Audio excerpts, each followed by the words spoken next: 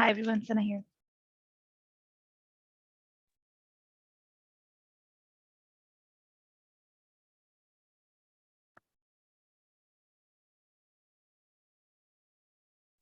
So you found the Zoom link. Yes, I just retried the same link for Tuesday and eventually it's worked. Oh, Kaushik posted in like 2 comments above yours in Slack, the Zoom link Okay, that I okay. I think it's the same one. So I didn't see Kaushik's message, but I just used the one on the calendar. yeah. I mean it must be the same one because I used that and you used the other one and we're both here. Yeah, and we are together. Good. By the way, are you local to the Bay Area? I'm in Vancouver, Oh, nice. at least the same time zone, but a Yeah. different country. And And it's probably cooler and a more nicer city, at least at yeah. this time of the year. Yeah, I was trying to find a way to politely say that without upsetting all the Silicon Valley people. Right? No, Because we're yeah. having a heat wave. They will have a good winter ahead of them, so it's all good for them. Where are you from? Silicon Valley. I'm literally right next door to Apple headquarters. Perfect. And No, how is the it's weather these also days? traffic. Yeah, I know, I know. no, but I mean, since we're waiting, chit chat for a moment. I've been hiking a lot, like 20 miles a week, and I'm now looking into some hiking trip. And I was looking at Vancouver because you guys have that sea to mountain thing. Oh yeah, we have such nice trails and such beautiful hiking places, but I think the people in Vancouver, they live their life for these 3-4 months when it's summer, and Very then crowded. people go into an hibernation. Rain and snow, not so much Yeah. snow, but at When least a lot of rain. Yeah, a lot better than East Coast for sure. Oh yes, when I I was you was in in guys. high school. I was in Ottawa for 10 years. I know what snow is. Oh. No, when I was in high school, we lived in Eastern Washington State, and we drove up to Vancouver one time for like a family trip, but we didn't get to, we saw the city and do the tourist thing, but we didn't do the trail or the mountains. And also, I want to check out Victoria, BC. I heard that is very nice. Beautiful. It's very, very beautiful. So I live here and my kids are not ready to leave Vancouver and BC during summers to anywhere in the world. You give them any name, they would not want to go. They say we want to stay. The summers at least in Vancouver is the best. But I think the rest of the year, it's not so good. It's just like Seattle. Like it gets yeah, gloomy, it gets rainy, cloudy. are you? I'm sorry, I can't tell by your name if you're Indian or Pakistani or I'm Persian. Pakistani. Okay, so You do you know, guys? people confuse that. Yeah. Yeah, do you guys go back to Pakistan for? Yeah, I know some of my Indian friends in Silicon Valley send their kids back during the summer to keep the kids immersed in the culture. Do you do Yeah, that? it's a fun thing. No, I don't do that. I don't send my kids alone, like they won't go like that. And if Uh-huh. I go, I do go to my country, but I go in winters. I think Uh-huh. summers Uh-huh. are much better Well, here and winters yeah, are much better over there. So we generally go in winters, like not in summers. cool. Yeah, because I have friends who like send their kid for 3 months back to like grandma, grandpa for the summer just to keep the culture and the language going, right? That's So very I was, important. Yeah. yeah, I was admiring that. Sana, are we Anyway, waiting for Kaushik? Or Yeah. I'm pinging him okay, in parallel. I'm trying to okay. find him. Hey, I'm here. I've been on the call. I have been oh, patiently listening sorry. to all the great conversations. What's going I, on, I Kaushik? You had to say hi. yeah, and I didn't want to interject. It was a great, interesting conversation. So I thought I will wait till the 7th minute and then poke people. Okay, perfect. Perfect, Kaushik. Kaushik, I was also trying to find the requirements document. I think I have two versions right now. Can you hit the right link to me here in this chat if you have it handy? Yes, one sec.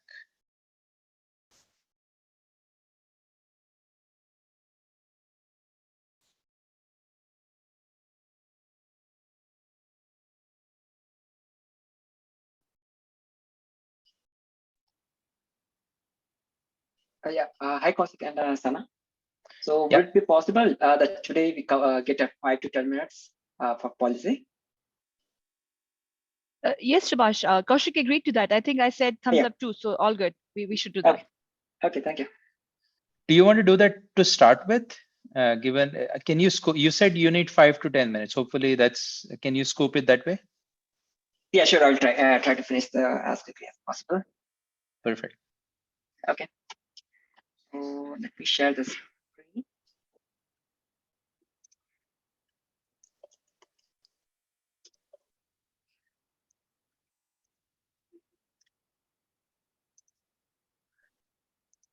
Hope my screen is visible to everyone.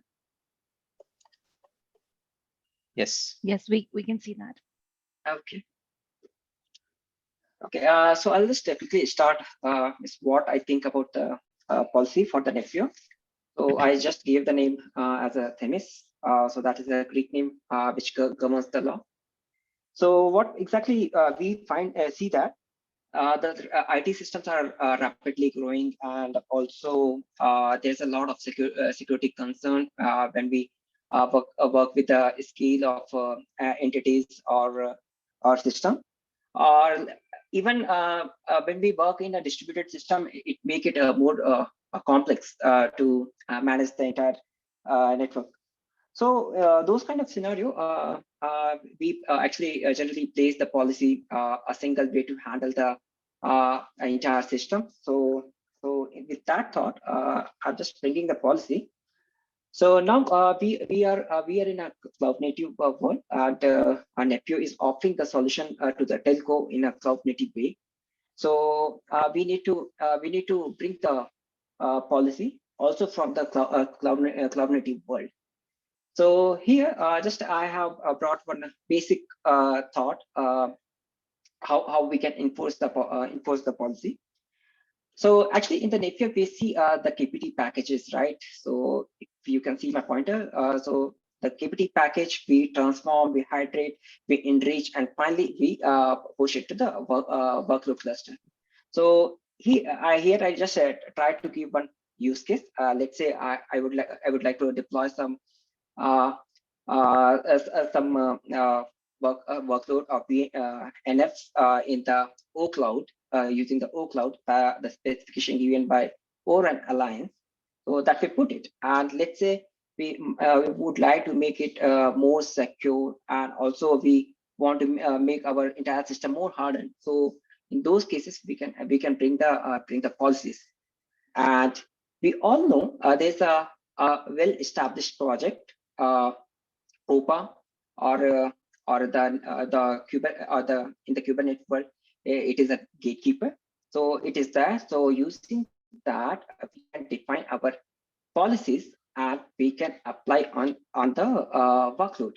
So in that way, if any conflict happens while deploying your NF, so this policy will catch it, it can validate it, and it won't allow to deploy those NFs. So here actually we can catch it. And in order, and I'm just going one step further. We all know our idea that we got in the nephew, the shift left, one very nice idea. So what it does, we can try to push our most of the work in that at the plan time or design time instead of doing late at the deployment.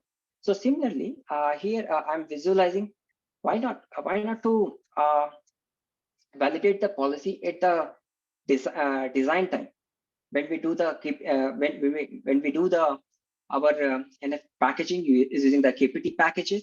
Why not to do that? So in this context, I'm bringing this system called Themis. So what exactly I'm trying to do it?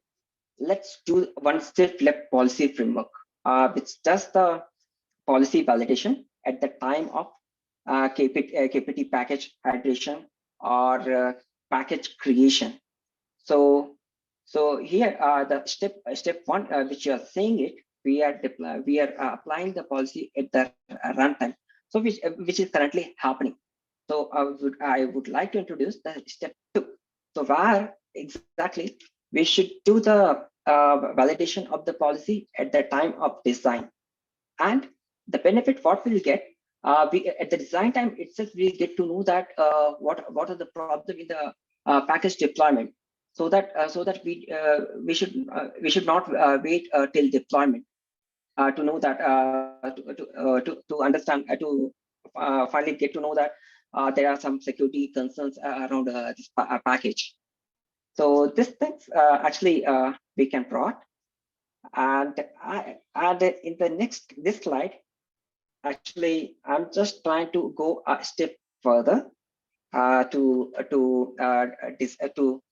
segregate two rules actually. So one is the package builder and another is the policy maker. So generally we would like to make them work in their own isolation, right? The KPT package creator should not know about the policy, and the policy maker should not depend on the package creator.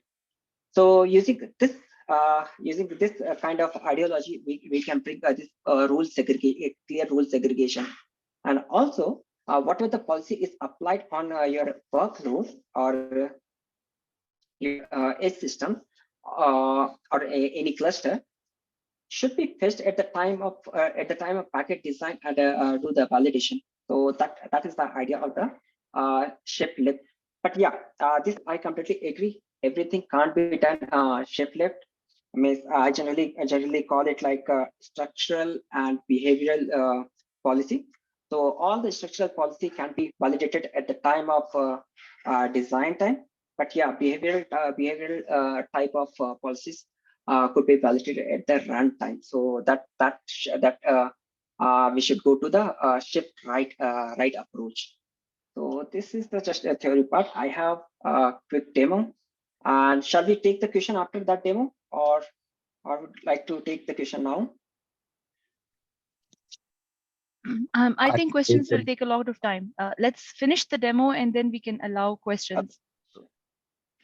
Yeah. Okay. Sure. Yeah, I know. I'm going very quickly, so there'll be a lot of questions. So just we have the time constraint. Okay. So I have pre-recorded demo for it. I have posted it also. So let's check it how things happens here. So here, what exactly I have done? I have one KPT package where I have packaged the policy, which says that the policy says that certain tags are not allowed at the time of deployment. So that policy are written in using the OPA. It is written in the Rego language. So you can see it here. This part is the policy. Policy is there, and the policy where we need to apply is selected by this kind. So these things you can cover it, and the next step, what I'm trying to do, this KPT package where we contains the policy that I'm going to deploy in the config sync that I'm pushing it, that KPT package. So currently it is in a draft state. I have put in the config sync. Currently it is in a draft state, and now I'm as our life cycle, I'm proposing it, and finally I'm approving it, and this policy will get applied on the targeted workload cluster. So here it will get applied. Okay. So now I'll try to create a pod which has the tag cube session. And while at the time of creating the policy at the top here, I said that don't allow any pod which has the tag cube session. So the runtime actually okay, I'm going a little further. Okay, so this is the definition of your pod that has the tag cube session. So I tried to create it, but it is throwing the error. It is saying that it is not allowed because there's certain policy is created. And here, what I'm trying to say that why we are waiting for the runtime? Why we are applying it, and at that time we are checking it? Why not check it at the time of package creation? So that thought I'm trying to bring it. So this time, what did I do? There's a policy in the same package, and also there is the deployment. So that represents one KPT package, and which has the policy. Okay, and yeah, in our KPT file, I mentioned the pipeline. So in that pipeline, I have called it I have invoked this particular policy to validate it. So currently policy says that you cannot run any deployment with a root privilege, and policy is configured for that. Okay, policies are here. So I'm just trying to run this pipeline, KPT pipeline, and yeah, I'm just trying to check it, and I just ran it, and we can see that at the design time itself, we are able to validate our KPT package that it is not following this policy. We should not go further for the deployment.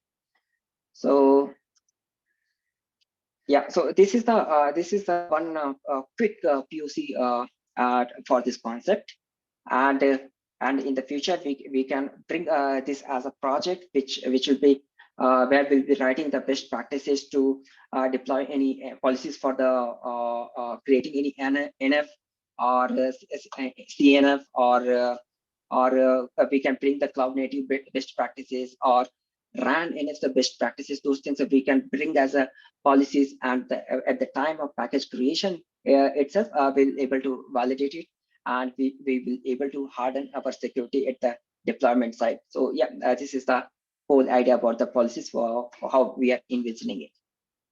Yeah, so this was the demo. Thank you. So we can take any question here.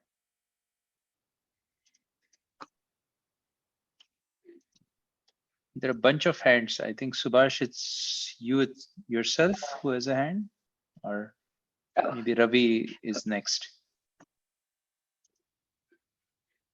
It's Subhash there. Yeah, hi Ravi. Yeah. Okay, sorry. Okay, you presented it. No, I just was wondering what I mean. You mentioned OCloud and ORAN, but I don't see anything that's ORAN specific here, right? I mean, it's yeah, right. So it's just to exemplify, I guess, your proposal. Yeah, exactly. Because if I bring those complexity, it will look like the whole project. So just to make people understand what exactly the policy means, how policy could be realized.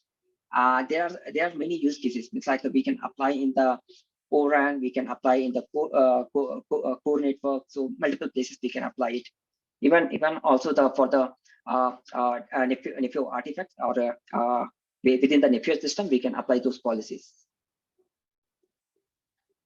Okay, I just want to clarify. Thanks. Yeah, thank you.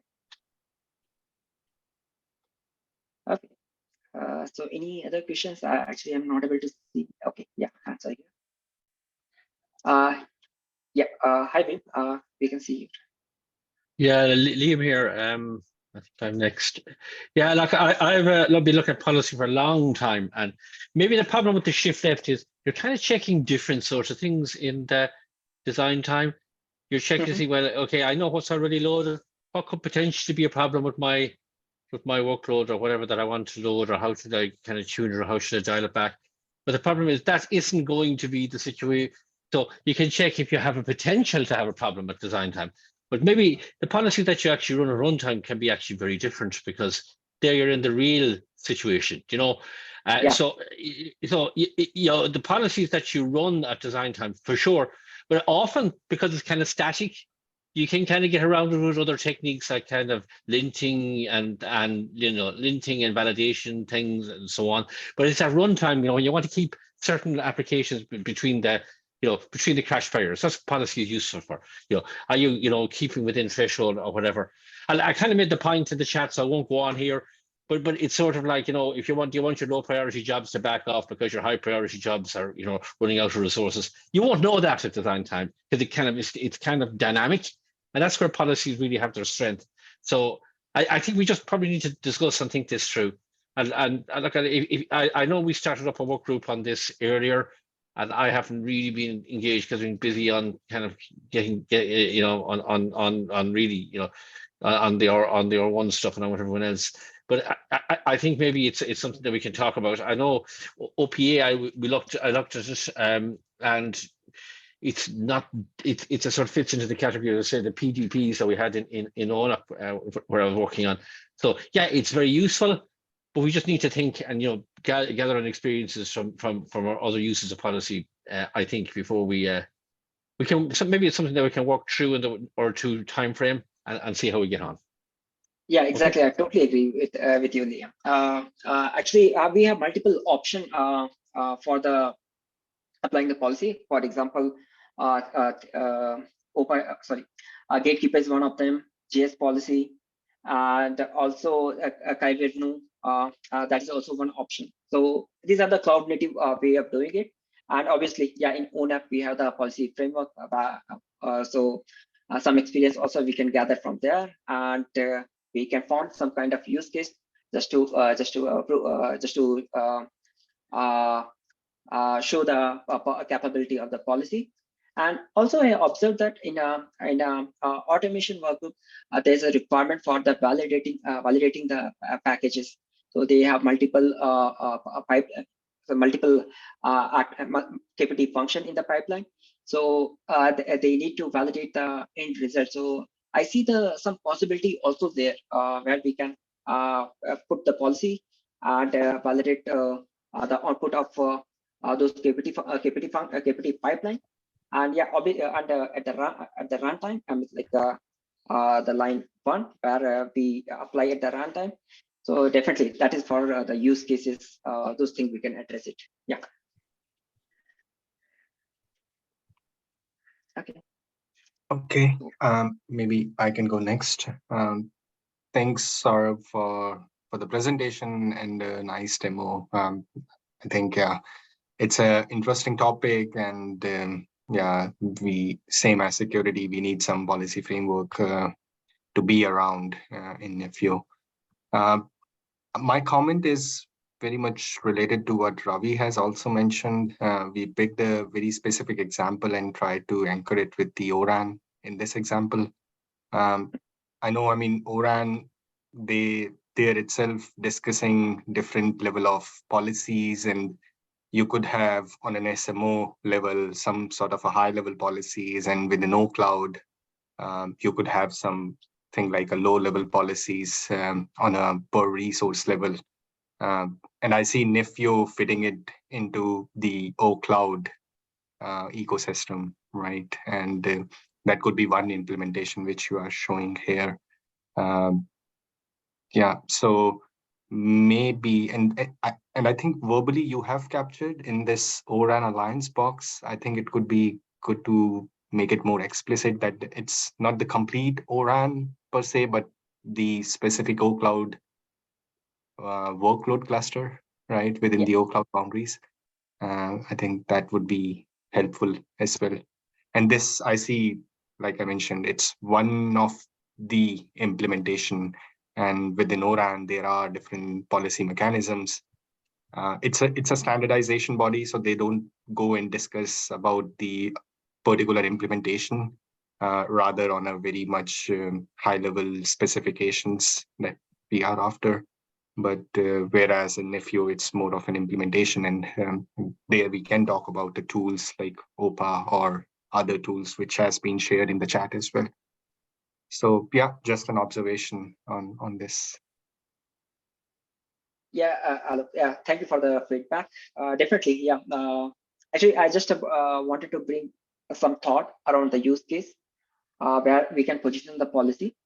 But yeah, I completely agree. I think I should try to explicitly say that this is the OCloud, not only the ORAN Alliance for the use case.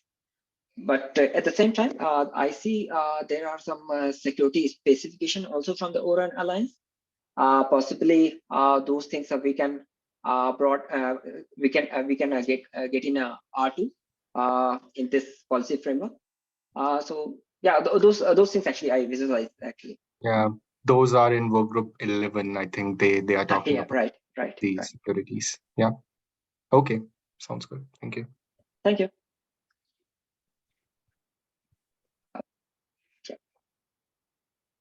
It's Wim. Am I next? Okay. Yeah. Yes. Subhas, yeah, first of all, thanks for the demo. Yeah, I think it's good to see a demonstration, in my view, just to see what the possibilities are, right, of what can be done. I think as a SIG one, we should focus on the requirements, what we should try to address here, rather than the specific implementation necessarily. Because personally, I think I would put the policy not necessarily inside of the package, but as a function that does the validation. I mean, the thing that happens at the management cluster, right? And I do agree with Liam and stuff like that, that policy should be applied at both levels, both at runtime as well as at validation or at package management time.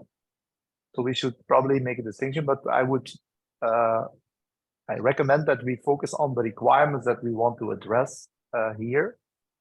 And the exact implementation necessarily is open, is basically up to them SIG2 to actually decide upon on how we do it and how we would implement that within the Nephew environment. And of course, having a reference implementation is definitely helpful to see what can be done. But it would also be good to discuss, okay, what are the various approaches that we could adhere to and where it actually fits best into the framework that we have available. Yeah. Thank you for this feedback. Yeah, actually, I totally agree. All the things cannot be done at the design time. So certainly we have to put ship left as well as ship right. So at this point, I have taken it, and and the implementation that I discussed just to give a flavor of it. So also there was no proper approach was defined in the NAPIO to propose any new project.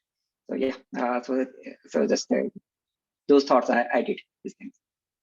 Yeah, because I mean, one of the choices is you basically take OPA or Kyverno or whatever is available, and you just apply it at the right spot, and you have it, right? So that's how I look at it, or how I looked at it to implement it from the beginning, because at the end of the day, there is what I like about these implementations is they are very generic in nature. And as a result, I mean, that's an important attribute of policy frameworks, in my view, to make them so generic that we are not constrained to a specific constructs. But given that we standardize on KRM, right, that is kind of should normally be straightforward to do based on the tooling that is already available inside of Kubernetes for policy use cases. Yeah, actually, my thought process is also on the same line.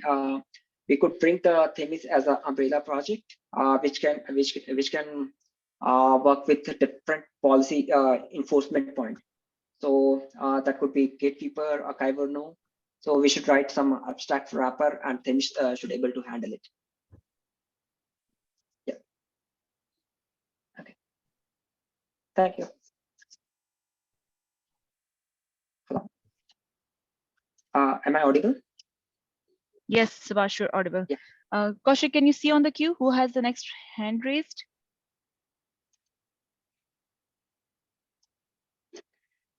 Sana, I think you're next. I think Subhash was before me. Sorry, my sons, I don't know how to. Yeah, Subhash is the one yeah. answering. So Okay, yeah, that's right. Sana, you are next, I think. Sana is normally it's next. Tall has a raised hand too. Okay, I'll go next, and I think then you guys can keep flowing through the queue. I'm actually opening the chat window right now, and I'm trying to dump some things there. So Subhash, couple of questions. We will, after you finish this round, we'll put the requirements document up again, and we'll create a section there where we'll ask the community to gather recommendations for R2, and of course we'll gather recommendations for some of the steps that can flow beyond R2. So I know a couple of questions came around the ORAN specific logo on your slide, which is just an example of a traditional cloud native workload, and you're applying this policy to the workload. So you know that in R2, we will be extending from R1. So currently we use the free 5GC. So I'm Right. assuming we might be extending on the closed loop use cases, building on what we have accomplished in R1. So a simple question, would we be able to extend this model to the free 5GC R1 use cases so that we could extend the policy to consume that model? I'm assuming should be okay with that. But maybe go ahead. Yeah, of course, Sana. Here, I was trying to give one idea or use case so that people able to relate the policy. Definitely, a policy can work with, as I said, it can work with the RAN, core, or any within the network components also. We can configure those policies. So those things actually we can discuss in the our group also, and also I see there are the possibilities. Okay, Subhash, understood. Policy is very segregated, applies to a lot of different domains. There's so many policy at the layers of infrastructure, at the network function layer. We can propose a couple of those ideas, extending on the free 5GC existing use cases that worked on for R1, and we can put that as an input for our R2 requirement so that we can try to work towards the document that we are trying to produce for this group SIG2 review towards the end of this month, as we had promised. So I would just invite you to take a look at that section, and based on this idea or proposal, we just extend some thinking on that and produce some use cases that are very relevant to the extension of R1 accomplishment. And then we can see if we can move forward with that. There was a lot of discussion happening on the side chat between a lot of people at the moment. And I think most of the questions were answered by talking to each other. We'll try to take a dump of that chat as well for our future reference. Sure. Whoever is next can go. I think I'm good with my question at this time. Okay, great. Yeah, I'll repeat again that there is a Slack channel called Discussion Policy, so we could definitely continue the conversation there. I wanted to point out that from a high level, we have two ways we can think about this for Nefio, right? We'll need to make a decision at what point. One is to integrate a specific policy framework / engine for Nefio, something like OPA possibly. But another approach is to think of how Nefio can interact with existing policy frameworks and engines. The reason is that there's a lot of work done there, and some telcos are already running one or more policy frameworks, and the question is whether Nefio will bring yet another one to the mix, right? Or if you could use existing frameworks with Nefio. So think of it in terms of Nefio having some sort of northbound API that policy frameworks can connect to. So this is very high level stab. I'm not sure even how such an API would look or if it's feasible. But I think moving forward, we should probably start working on POCs for these various approaches so we can actually make a decision, right? So again, either having a very opinionated integration with policy or having a neutral decoupling that would allow us to integrate with existing policy frameworks. Thank you, Tol, for this valuable comment. Actually, my thought is also around it. Themis should be something like an umbrella project, which should accommodate existing tools and also the existing open source, so that we can form some abstract API. We can communicate with it and able to deliver the policies. And it should be very generic, so that we should not think around whether it's an OPA policy or it is written in some JS policy or Karenvo policy. So we should think around making it more generic. Yeah, I have one comment to this thought as well. Tol, we have had the policy-based discussion a lot recently, and especially when we were trying to work towards our network slicing-based architecture as well, in which the whole organization was kind of got together to talk about the policy in a much larger context. There were people from transport, there were people from RAN, there were people from performance and monitoring teams. And when I put the views together, I think everybody had a totally different perspective of how they want to see the policy. And I felt as if trying to work towards the production architecture, it's really impossible to centralize the view into one kind of model. So you're right, there is a lot of existing tools that are already doing a lot of work. So what do we do in Nephew and how do we do it so that it actually seamlessly integrate with the rest of the world and could also add value to what we are doing and reduce some of the fragmentation for the infrastructure policy, for the network function level policies that are contained within a network function, deployment and lifecycle management, very close to the cloud. As soon as they go away from that infrastructure scope, like they go to the application state or they go to the service layer, I think the segregation or the decoupling from Nephew as a project would actually happen more and more because of the existing brownfield deployments and how things are happening. And one of the discussions that we had during those meetings is that any automation framework, say a service orchestrator or something like ONAP or something like Nephew, has one thing for sure, that is the action, because that is the only place where the action can happen. And people were saying that let's try to make that framework or that solution or the product in a way that can take the trigger from anywhere in the world. Say analytics system can create that trigger, other OSS, BSS system can create the trigger. But to your point, we have the APIs and we have our generic framework exposed to the other systems in a way in which Nephew can own the action, and the action should be happening in a very cloud native K8 supported way, like a reconciliation loop or something that matches with what we have been trying to build in a very cloud native world.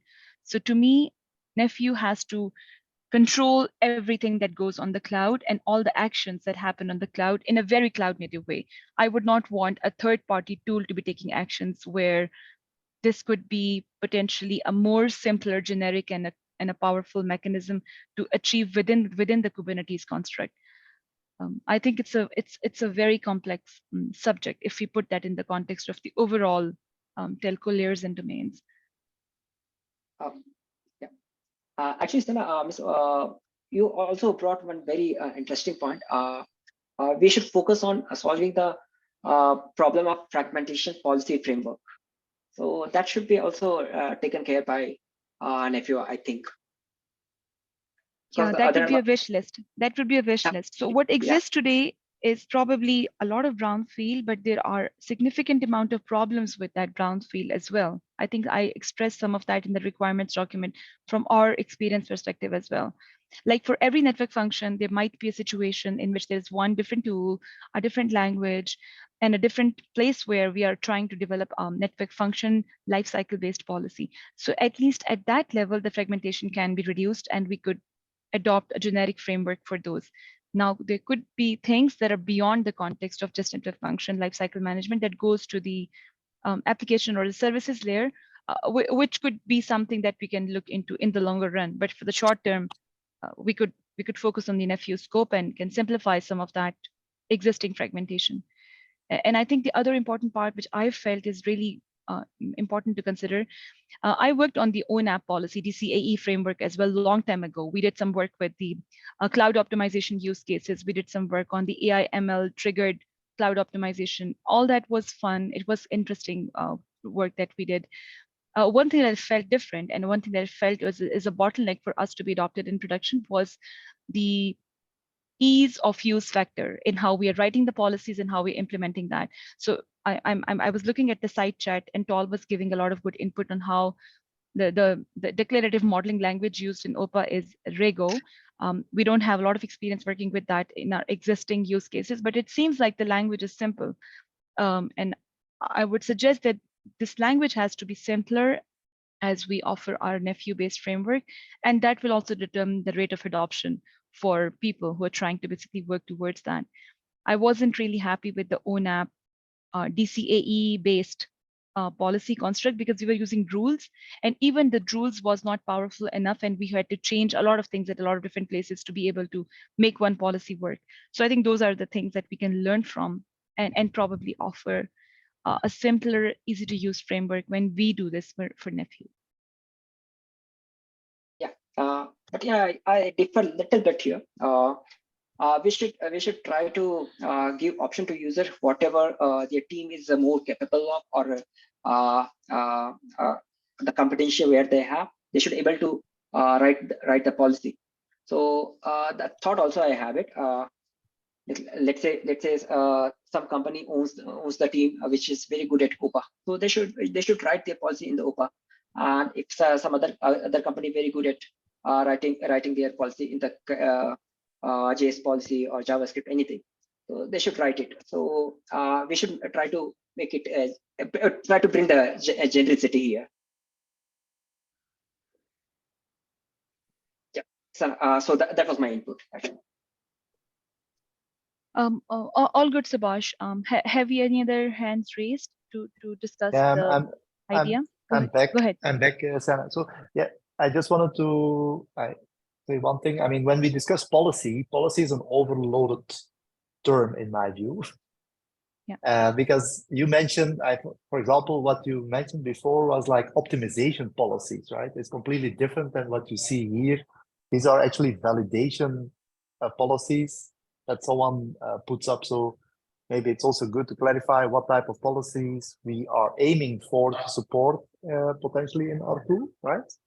Rather than trying to boil the ocean, because I do believe that if you really go into the, say, the optimization space, it's a very different architecture that we need to have than if we go to, let's say, the validation / security type of rules.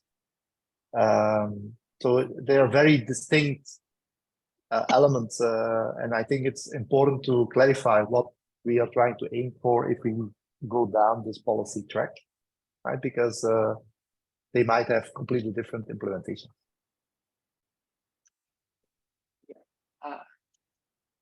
Yeah, I think we should define something for the R2 and try to take our first step, and we should have something long-term vision also, and slowly try to shape the policy framework in those directions.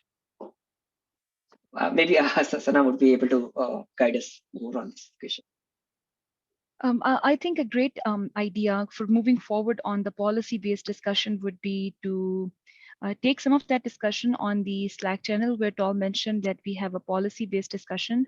Wim, I completely agree with you. The policy is an extremely overloaded term, and I think we are trying to focus on the policy use cases very close to the context of Nephew, where we are looking at the infrastructure, design time, runtime policies for infrastructure management, and the network function deployment, runtime, design time, very specific to the domain automation that Nephew is focusing on. So if we can solve it for this particular domain and extend our APIs and our constructs in a way to the other systems, we might be very successful with our initial convergence on the policy as a subject, and ignore the rest of the OSS, BSS world, of course, and optimization use cases for now.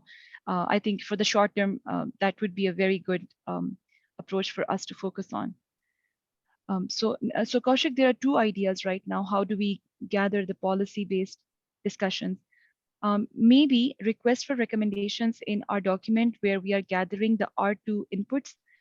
I think that's one place where you should definitely put your ideas on extending our R1 use cases into something in R2 that can build on those use cases and can incorporate some of the policy-based enhancements. And we could propose that for R2. And on the architecture discussion, I think we should defer to the Slack channel where we are looking at the long-term framework and the policy discussion in general, where which Tol mentioned is a dedicated Slack channel.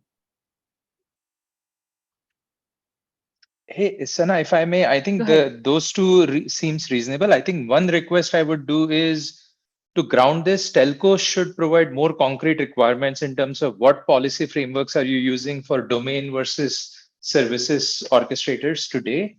What are your struggles in terms of both across the board usage of disparate tools, complexity of tools, runtime, latency, performance, and so forth. Like, I think it'll be good for telcos to provide that, because I'm sure all of us can come up. We have all played with different policy frameworks along the way, and each of us will have our own subjective opinions. But grounding it with what telcos problems are and what you're looking for would really benefit.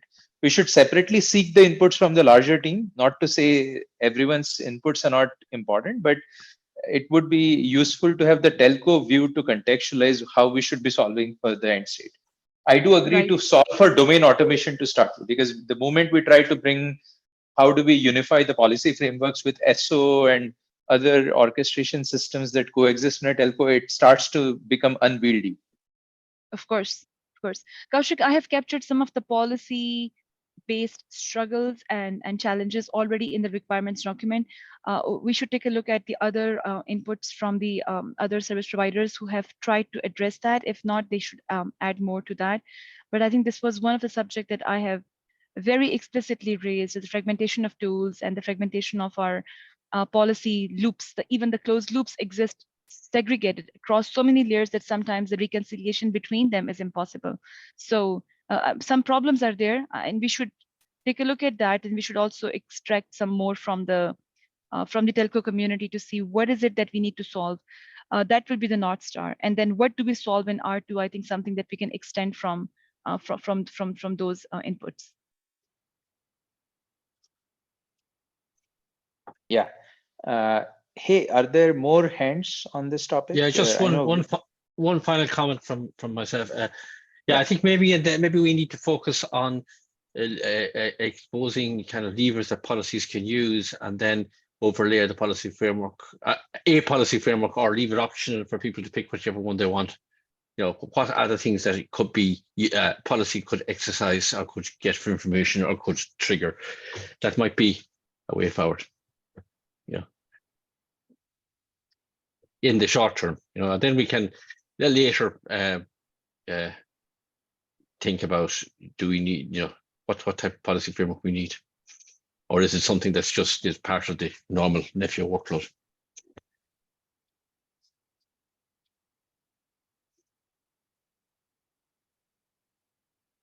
Yeah, sounds great. Hey, please post the link to this deck on the Slack as well, so people can probably add comments also to this deck. Yeah, Kaustubh. Actually, I already shared this link. Maybe it would be a good if we can archive somewhere in the NEFIO Google Drive. So that will help actually. Currently, it is in my personal account. So maybe if we can archive in NEFIO Drive. Perfect, we'll do that. Okay. Thank you. Hey, Sana, so next thing you wanted to discuss were the requirements? Yes, Kaushik. Kaushik, if I may share the screen and share with the people the document that we have been working on for gathering the input. I made new sections in the document for gathering additional inputs towards R2 and how we can consolidate that. Let me share my screen very quickly. Hey, while you bring it up, there's one thing process-wise, we had the 4 working groups formed. I had mentioned, at least I couldn't join the last SIG meeting due to a conflict, but I would like this to be the forum where the working groups provide an update. And especially like the working group, the first working group focused on architecture should ideally be also following through on these areas like policy frameworks and so forth. Like the more pointed areas, I would like to see some more traction and follow throughs from these working groups. And I think it'll be important to create the trigger.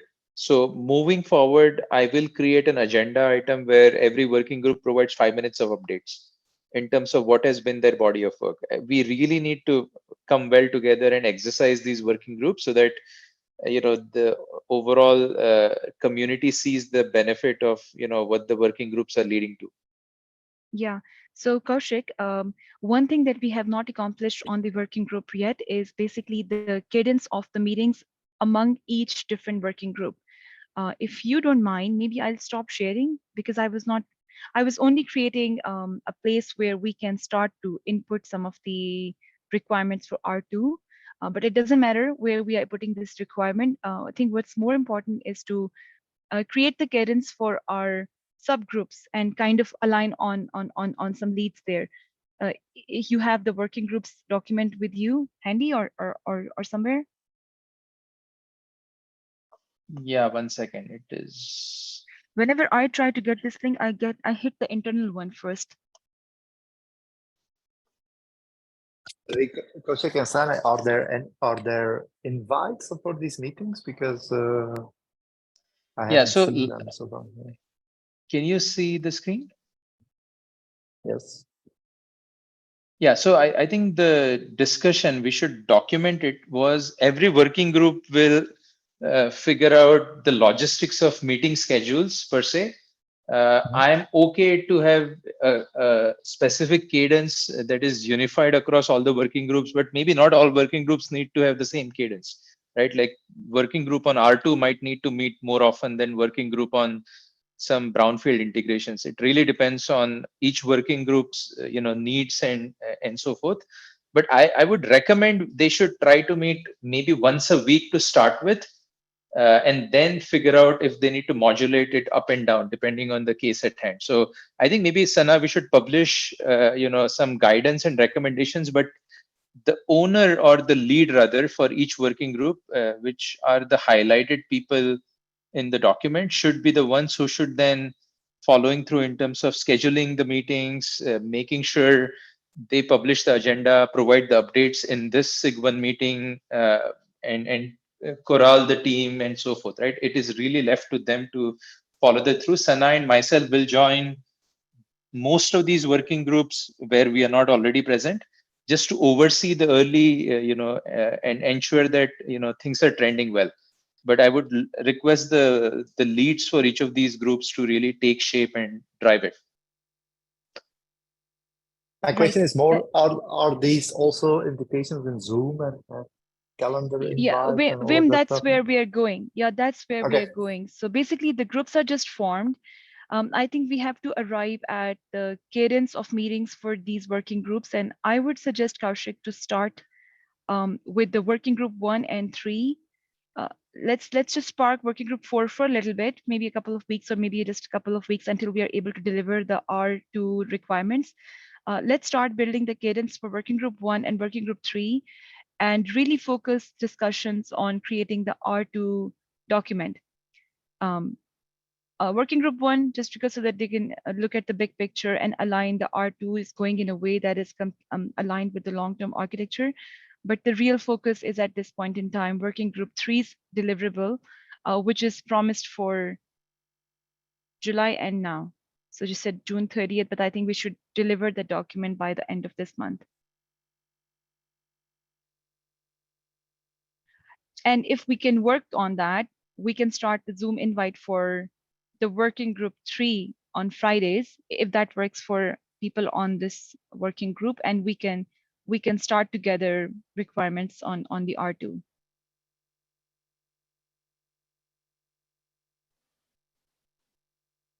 Kaushik, you there? Yeah, I think that's fine. I for working group 3, I can accommodate any day, as long as you provide me an advance notice, at least a day in advance. I think that should be fine. Can we set a meeting on Friday, every Friday, and Yeah. switch toggle between working group 3, working group 1, at least for the beginning, the warm-up time? I think I there's think similar people repeated on working group 1 and 3, so that we could dedicate our discussion to R2 and sometimes the long-term roadmap at the same time in those same meetings. Yeah, I think that's fine. Probably, and then you're saying working group 2 and 4 will get formed as a follow-through once we Correct, have a correct. good cadence. Alex has dropped off, so I think we need to speak to him. What kind of cadence does he like to have for working group 2? I think that's what they can decide, and we'll just keep getting the updates in the SIG architecture meetings. And working group 4, I think it's TBD at this point in time. Like, I don't see a lot of active need to continue discussions on this group right away. Maybe we can pick it up after we deliver the R2 document.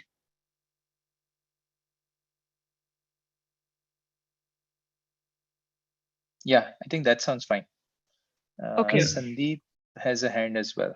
Yeah. So hi, Sana. This is Sandeep Jaiswal from Samsung R&D Bangalore. So this is regarding working group 4. So there are a couple of things which of our interest or my interest, like for example, Helm to operator SDK, which we have already got a Slack channel and discussing with the other people. So if there is opportunity to contribute here, I am happy to work on that. Absolutely, Sandeep. Let's put Sandeep's name down there. And Sandeep, if you're interested in actively contributing to the group, you should be like highlighted bold in that, which would mean that You would attend every session and you would be actively contributing to the discussion and the artifacts of that particular working group. Yeah, I'll do that. I'll Perfect. be happy.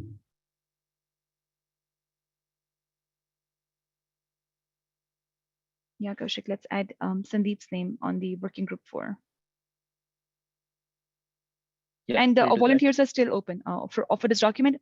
Anybody who has interest in participating in discussions of working groups, this is still open for volunteers. Then you can put yourself on that document as well. We'll republish this on Slack so everybody has the opportunity.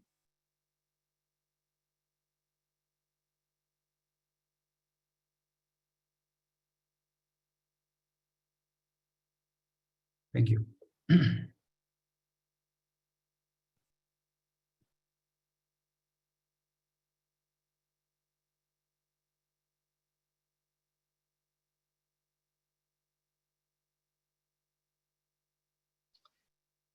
All right. So given we only have a few minutes, and I assume we won't be able to talk about the requirements here.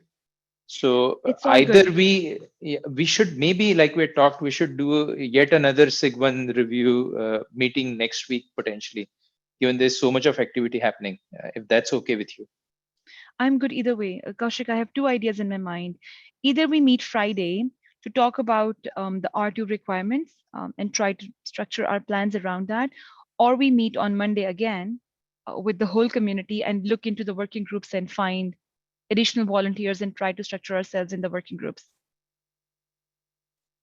Yeah, I was thinking maybe we should do both, but maybe the SIG1 meeting we could do mid of next week as a one-off. Based Okay. on the progress we are able to make on the R2 in the small form, forum on Friday, we should Okay. then just bring it up as a discussion topic for the larger SIG1 community by mid of next week. Okay. Let's try to talk offline and try to work Yeah. on the meeting invite for the Friday meeting. Yeah. Sounds fine.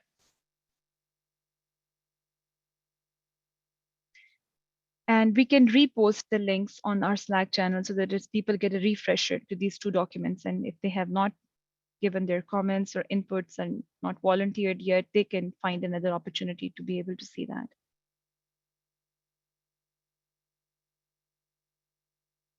So Sandeep here again, just for the clarification, we can create our own meeting timings and all the things, right? Within that working group, Sandeep, Yeah. If you can gather the people who are represented on the working group Yeah. and create another internal meeting, you Yeah. can do some discussions, produce some artifacts, and can bring that update to our SIG1. Okay, sounds good. Sounds good. Thank you.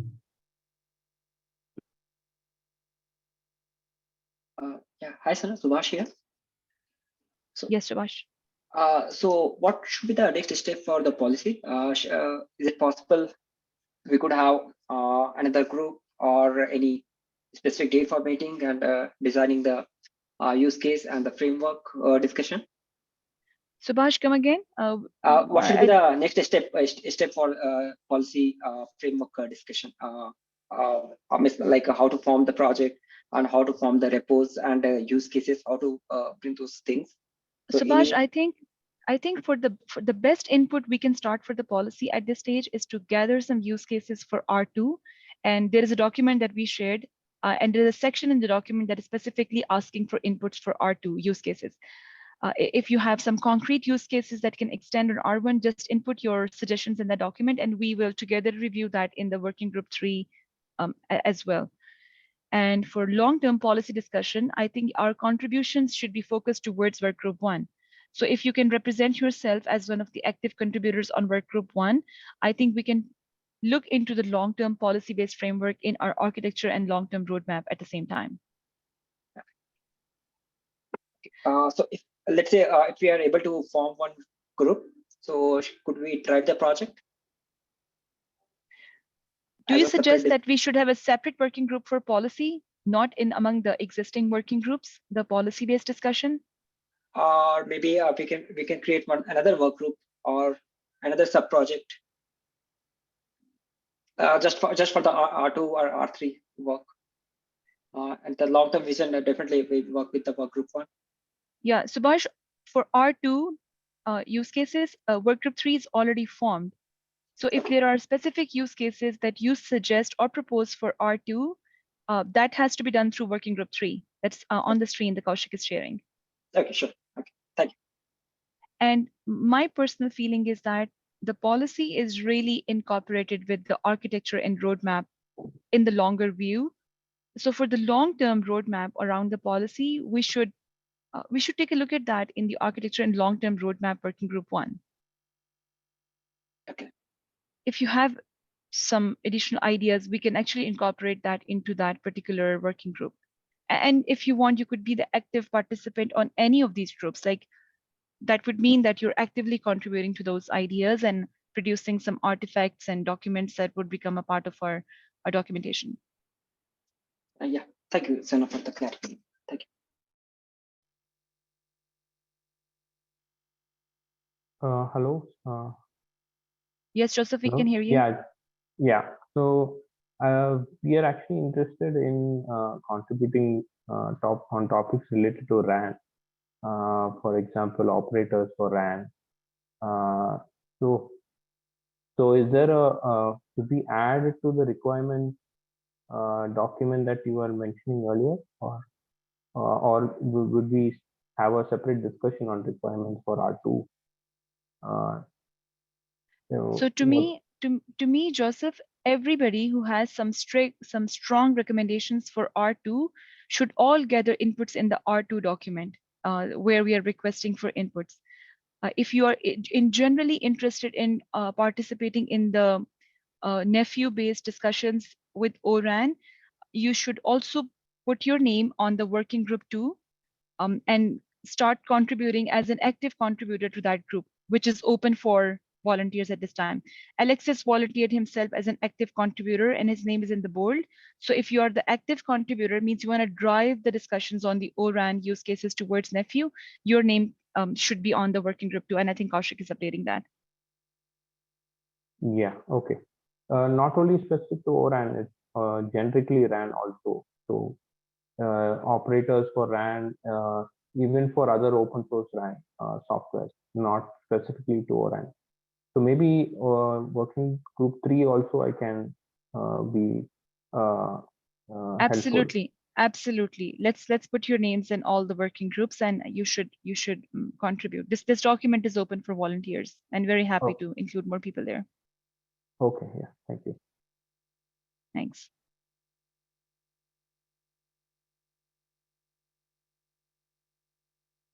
Kaushik, I don't know if you're typing.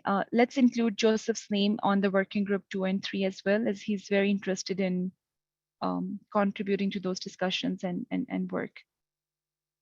Yeah, I will add that. Yes. Yeah, I see you typing.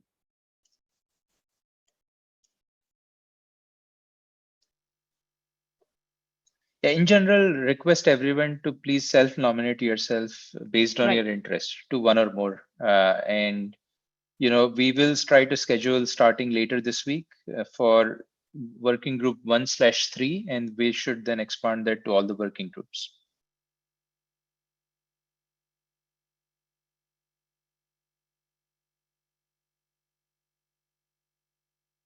Was there anything else? I see a few raised hands still.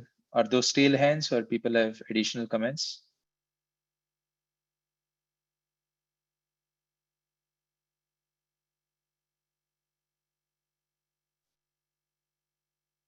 Cool. I think we are a little bit over time.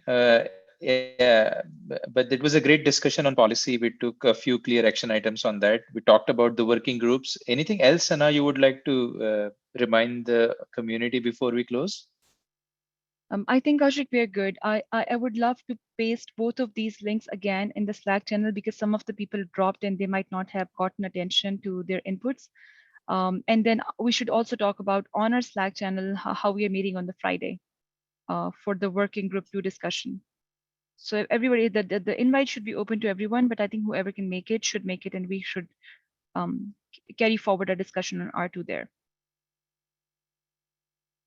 Yeah, so I created sticky URLs at the top of the SIG1 Slack channel. So hopefully people should be able to Awesome. reference it very easily. Awesome. Thank you. Perfect. All right. Thank you, everyone. It was great having the discussion, and look forward to our next meeting. Thanks, everyone. Thank you. Thank you, everyone.